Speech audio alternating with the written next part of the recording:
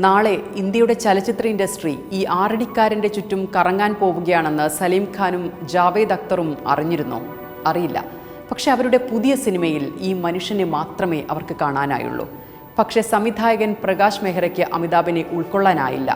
സലീം ജാവേദിൻ്റെ നിർബന്ധത്തിന് വഴങ്ങി പ്രകാശ് മെഹ്റ അമിതാഭിനെ നായകനാക്കാമെന്ന് സമ്മതിച്ചു. അങ്ങനെ ആ ചലച്ചിത്രം പൂർത്തിയായി. റിലീസിൻ്റെ തലേന്ന് അമിതാഭിൻ്റെ നെഞ്ചിൽ ഇലഞ്ഞിത്തറമേളം നടക്കുകയാണ്.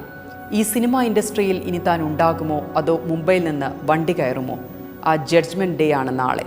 അങ്ങനെ 1973 മെയ് 11 പടം റിലീസായി. സഞ്ജീർ. വയലൻസ് ആക്ഷൻസുകളും ക്രൈം കഥയുമായി വന്ന സഞ്ജീർ ബ്ലോക്ക് ബസ്റ്ററായി. ബോക്സ് ഓഫീസ് ചരിത്രം തിരുത്തിയ പടം ആ വർഷത്തെ ഏറ്റവും വലിയ ഗ്രോസ് കളക്ഷൻ നേടി.